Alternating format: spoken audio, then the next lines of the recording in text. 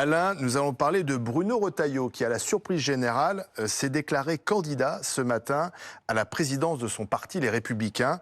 Le ministre de l'Intérieur a écrit aux militants « J'ai décidé de me porter candidat à la présidence des Républicains ». Aussitôt, réaction de l'entourage de Laurent Wauquiez. Bruno Retailleau a pris la lourde responsabilité d'ouvrir une guerre des chefs à droite en annonçant sa candidature à la tête de LR. Et l'entourage de Laurent Wauquiez expliquant que les rôles avaient été finalement définis.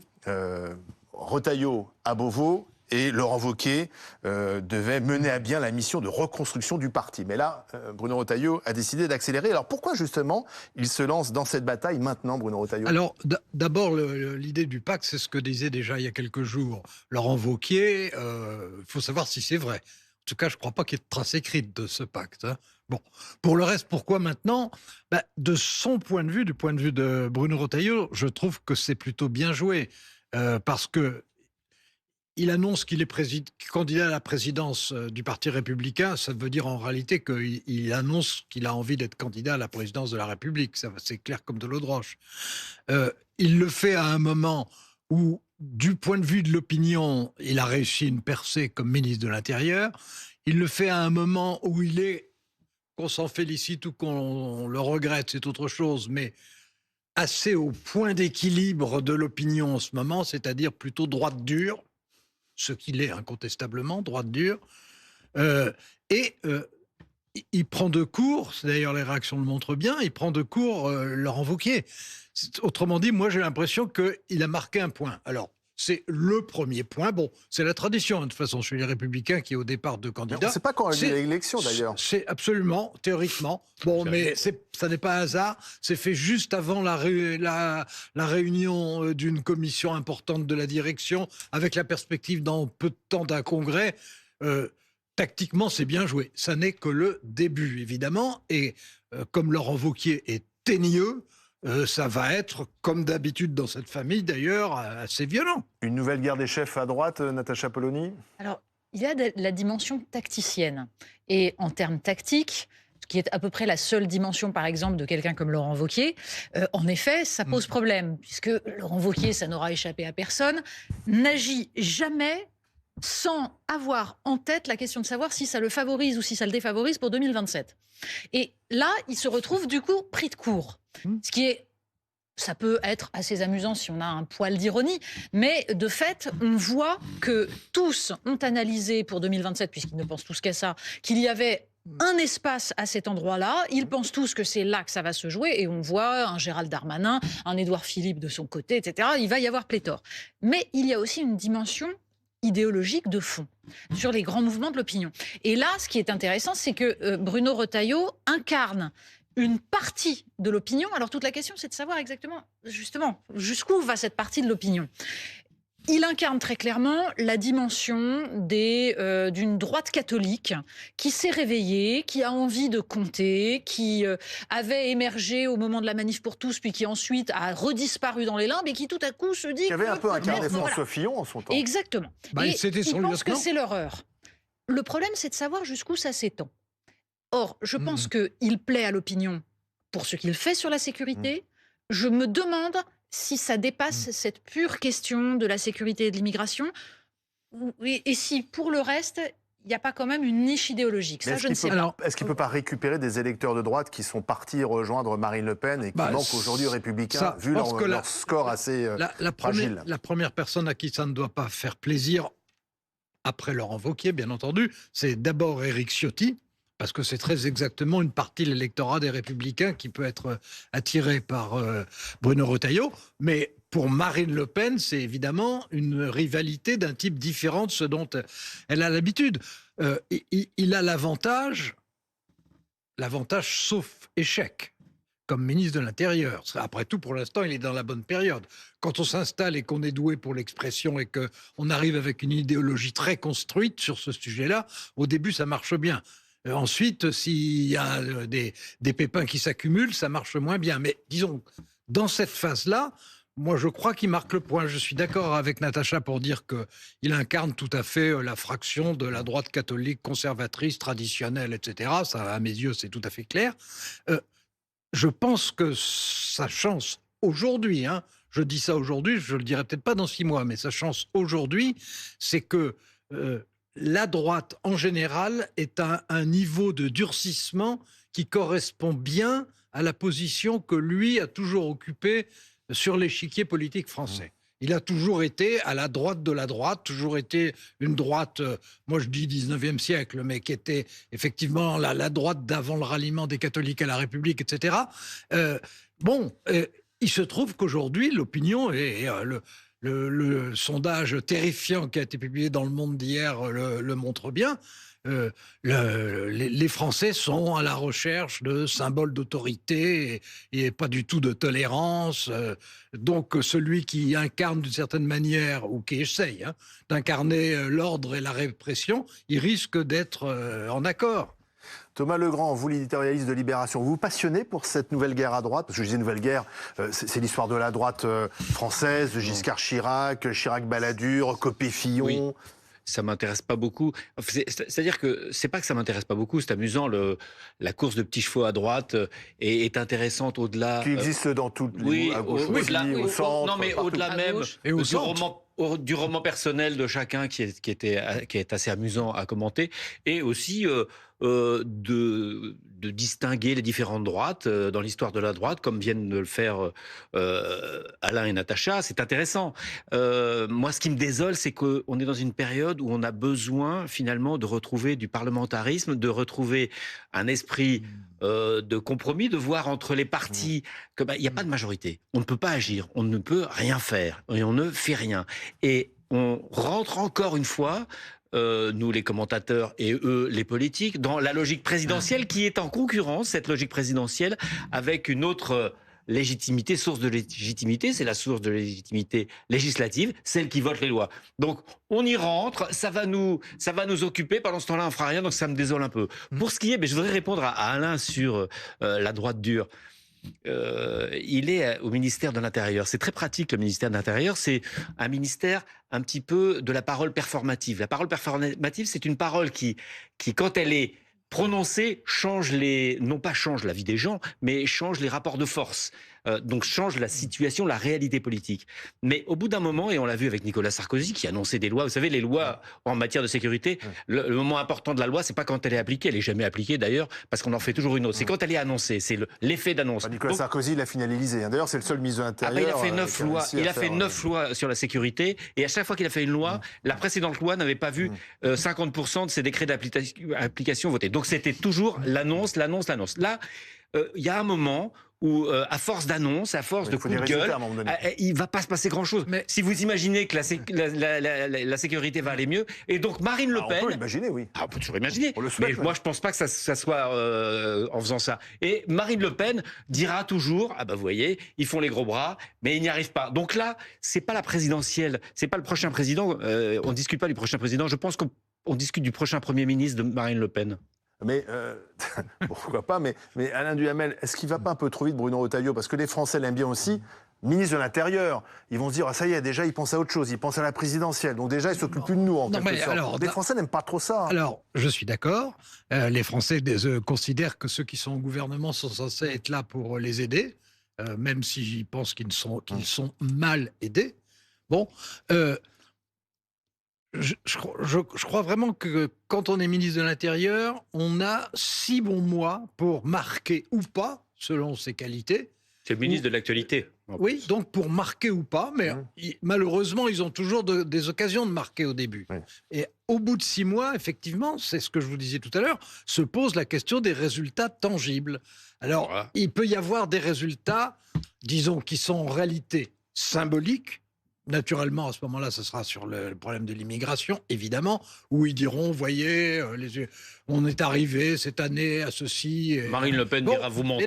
Mais ça leur n'empêche qu'ils pourront le dire. Mais au bout de 6 mois, les gens surtout se diront, voilà, est-ce qu'on est plus en sécurité? Est-ce qu'on est plus tranquille? Est-ce que les enfants peuvent aller à l'école?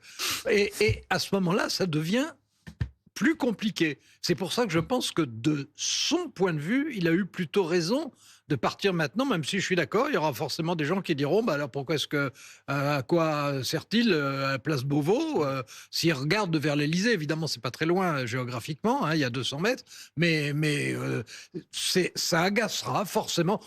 D'autant plus que les Français sont très demandeurs sur cette question de la sécurité, de l'immigration. Mais en une phrase, je pense que la stratégie offensive de Retailleau est plus adaptée que l'attentisme de Laurent Wauquiez. Alors pour l'instant, quand on regarde les sondages, il a une avance sur Laurent Wauquiez, c'est très net. Même quand on interroge les sympathisants de droite, les LR. Oui. Donc le match est plié ? Non, mais alors, personne ne sait jamais. Simplement, ce qu'on peut dire, j'ironisais tout à l'heure un peu sur Laurent Wauquiez. Pourquoi ? Parce que je pense que la force de Bruno Retailleau, quoi qu'on pense de ses idées, c'est que c'est quelqu'un qui est plutôt sincère. C'est-à-dire qu'il croit en ce qu'il dit. Le même discours. Il a toujours tenu. Et c'est plutôt cohérent. Et il pense devoir appliquer ce qu'il croit bon pour la France. Jusqu'à présent, il n'avait pas en tête un plan de carrière et une stratégie. Donc c'est ça qui, à mon avis, aide aussi à une part de sa popularité. Moi, ce qui me pose problème là-dedans, premièrement, on en est encore à commenter systématiquement selon le prisme du Rassemblement national. C'est-à-dire, est-ce que ça fait monter, ça valide les thèses du Rassemblement national ou est-ce que ça permet de prendre des électeurs au Rassemblement national des élections. Voilà, non mais on est à temps plein là-dessus plutôt que d'avoir une vision cohérente de l'état de la France et de la façon dont on répond aux problèmes qui se posent. Et deuxième point qui, à mon avis, pose un peu problème dans le profil de Bruno Retailleau, c'est justement qu'il est considéré comme s'occupant et ne parlant que de sécurité et d'immigration. Alors les gens lui savent gré de ça pour ceux à qui ça convient. Mais donc, la question, c'est que l'avenir de la France ne se résume pas à la gestion de l'immigration et de la sécurité. Voilà. C'est quoi ? C'est un libéral conservateur ? Il est tout à fait classique, en effet, libéral conservateur, et c'est une part importante de l'opinion de droite en France. Mais moi, j'aimerais qu'on débatte de l'état de la France dans son ensemble. Un projet présidentiel, ça doit être cohérent. Il n'est pas encore candidat à la présidence. C'est ça qui m'intéresserait, moi. Moi, je suis d'accord sur l'idée que un de ses atouts est dans l'idée que les Français se font de lui, c'est que ce qui est quand même relativement rare en politique, il a toujours été constant dans ses choix et qu'il l'a démontré à chaque fois qu'il l'a pu. Donc, il a une présomption de sincérité et d'authenticité, ce qui n'est pas forcément la même chose pour Laurent Wauquiez ou pour d'autres d'ailleurs, ou pour Éric Ciotti, après tout, qui était le président d'un parti qu'il a quitté avec fracas. Donc lui au moins, il a ça. Est-ce que on peut lui reprocher déjà de ne pas présenter un projet présidentiel ? Là, je ne crois pas du tout. Je crois qu'il n'a aucun intérêt à présenter maintenant un projet présidentiel et surtout pas, évidemment, un programme. D'ailleurs, je pense qu'il ne l'a pas, mais enfin, surtout pas un programme, mais même un projet, je pense que c'est trop tôt. Il a marqué un point, mais c'est un point au début d'un jeu. Il a marqué un point parce qu'il est parti le premier à un moment qui était bien choisi. Sur le fond, il y a absolument tout à démontrer. Et c'est vrai que la bagarre, en réalité, ça ne va pas être avec Laurent Wauquiez. La bagarre, ça va être avec Marine Le Pen. Oui. C'est-à-dire que lui essaye de démontrer, et c'est forcé, puisque c'est elle qui est la favorite aujourd'hui. Là aussi, on en pense qu'on en veut, mais enfin, c'est une réalité. On ne peut pas tourner autour du pot. Et lui... il faudra qu'il marque vraiment concrètement des points qui soient possibles de mettre en avant pour dire, vous voyez non seulement que je pense bien, entre guillemets, mais que j'obtiens des résultats. Je pense que ça va être ça son critère. Et il va évidemment sélectionner des résultats qui sont d'un ordre symbolique fort, mais qui ne demandent pas de métamorphose de la société, évidemment. Thomas Legrand. Marine Le Pen, sa force, c'est d'abord qu'elle n'est pas au pouvoir et qu'elle est donc non pas irresponsable, mais responsable. Donc c'est très facile d'avoir un discours. Il n'est jamais mis en regard de réalité, ce qui ne sera pas le cas dans quelques temps, parce que le ministère de la Parole au ministère de l'Intérieur, ça dure pas si longtemps. Donc il y a cette difficulté. Puis Marine Le Pen, sa popularité est assise sur deux jambes. Une jambe sécuritaire, identitaire qu'on connaît à droite, et puis une jambe un peu sociale, en tout cas... Et d'ailleurs, la responsabilité sur la question sociale lui est très favorable, hein, parce que là, elle a même pas une mairie, même pas un département, même pas une région. Elle est sur le thème du pouvoir d'achat. Oui, c'est pas un thème que Bruno Retailleau incarne. Le jour où on entendra Bruno Retailleau, ce que dit Bruno Retailleau sur ces questions-là, retraite à 67 ans, économie dans tous les sens, je ne sais pas si ça marche. Que Marine Le Pen a une longueur d'avance. Il y a des pays où ça marche. Je suis pas sûr qu'il dira de nouveau retraite à 67 ans. Oui, mais en tout cas, il y a des pays où ces programmes-là ont marché. Aux États-Unis, par exemple, je ne sais pas dans quel état est la France, où sera la France. Peut-être qu'elle acceptera cette chose-là. Et je voulais revenir sur la question de la sincérité. Il a l'air plus sincère. Non, il est. Non, Il est sûrement plus sincère. Oui. S'il est sincère gagné, je pense que Michel Rocard serait président. Je ne suis pas sûr que François Mitterrand aurait gagné. Jacques Chirac, est-ce que Jacques Chirac, qui a changé 15 fois la vie, Marine Le Pen, qui change la vie tout le temps, serait-elle en tête? Donc la sincérité, malheureusement... Argument déçu de Thomas Legrand. La sincérité, malheureusement, n'est pas... Pour être président. Moi, je préfère des gens qui font des choses bien de façon sincère que des gens qui font des conneries de façon sincère. Oui, mais enfin, en même temps, c'est totalement paradoxal, parce que c'est un sincère, alors que les exemples qui avaient été montrés, là, c'était des sincères pas sincères. Oui, mais Rocard était sincère. Rocard était sincère, il a perdu. Barre était sincère, il n'a même pas pu se présenter. Enfin, il a perdu plutôt. Delors était trop sincère pour se présenter. Il ne faut pas être sincère en politique. Ce qui n'a pas empêché Delors de faire des grosses âneries. Mitterrand sont quand même les summums de l'insincérité et du tordu. Donc, c'était juste pour casser un petit peu cet argument.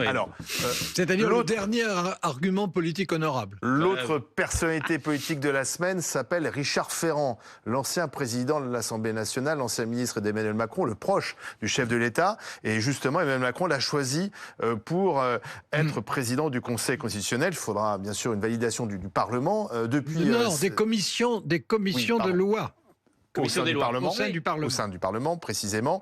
Depuis, ça a déclenché une polémique. L'opposition, finalement, dénonce la République des copains, estime que Richard Ferrand, qui n'est pas un juriste, n'a rien à faire à la tête de ce Conseil des sages. Bon.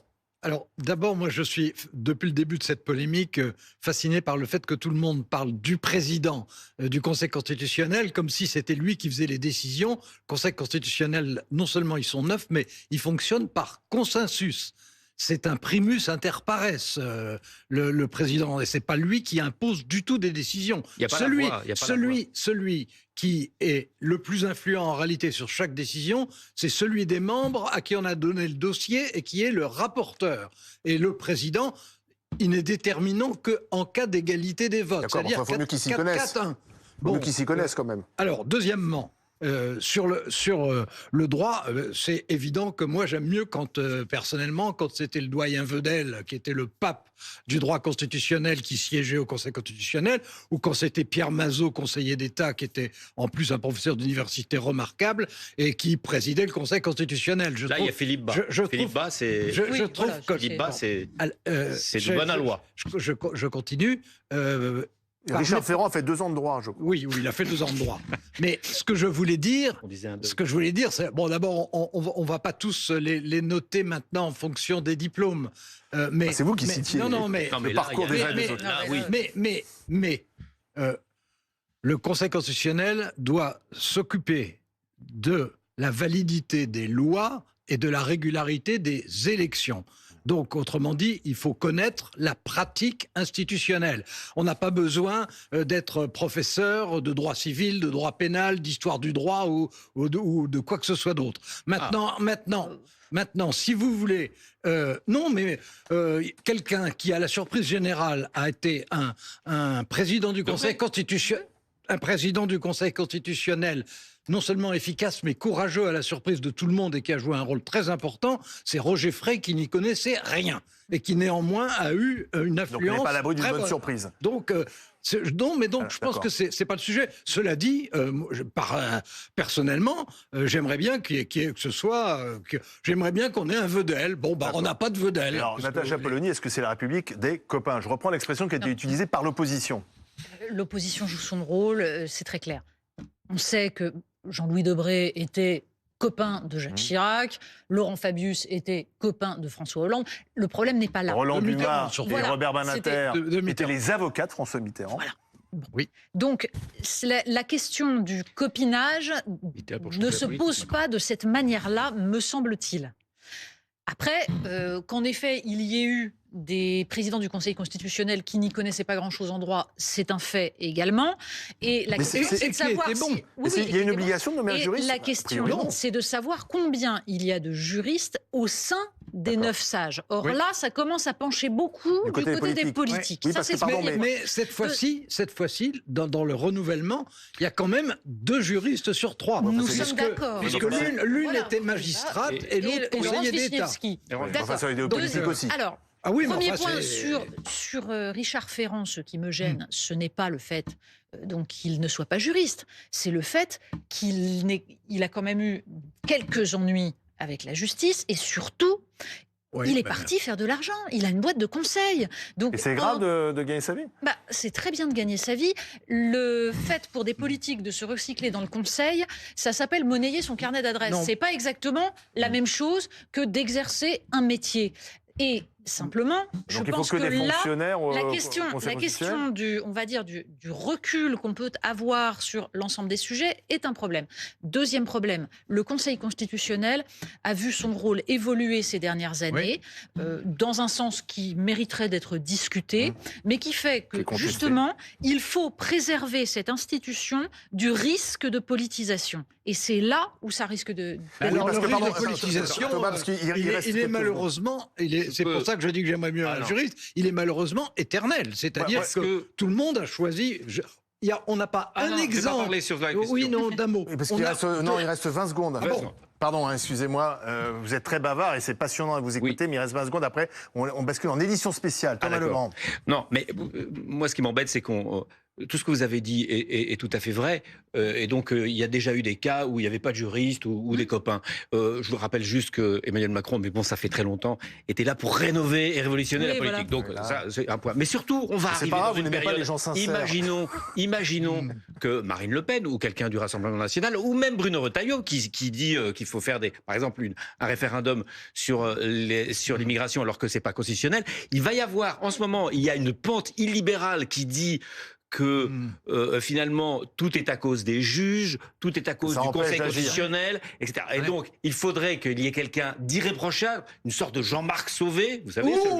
Ou alors Alors là, je suis pas sûr que les gens qui Non. nous regardent Bon, savent alors, précisément de qui non, il alors, s'agit. quelqu'un d'inconnu, mais Ouais. irréprochable d'un point de vue du droit, et quelqu'un de respecté, qui puisse dire le droit. Parce que là, on dira toujours, même s'il est très bon et même s'il est très capable, on dira toujours, c'est le copain du président. c'est un Macron. Et Alors, ça sera... Un dernier mot. Oui, je suis Le mot de la fin. je suis absolument pas d'accord. Je pense que face à l'illibéralisme, disons, face à Marine Le Pen, Oui. bon, dans un cas comme ça, il vaut mieux que ce soit un politique expérimenté, quel qu'il soit. Eh ben, hein. c'est pas le cas. Que- C'est pas un politique que- expérimenté. Que ce soit un politique expérimenté Oui, mais c'est pas plutôt le cas. qu'un technicien Peut-être. juriste. Peut-être, mais c'est pas le cas. C'est Monsieur pas un Ferrand politique était inconnu expérimenté, quand il mais était bien au sûr. PS et il n'est connu que d'être l'ami C'est terminé. D'Emmanuel Macron. Il a, Donc, quand même on ne été, retiendra il a- Merci. il a quand même été président de l'Assemblée Ça ne nationale. vaut plus Merci. rien, Alain, vous le savez. Merci, Vous vous Natacha souvenez Polony. d'un C'est terminé, acte Thomas. d'indépendance Thomas, c'est de Richard terminé. Ferrand Merci. Oui.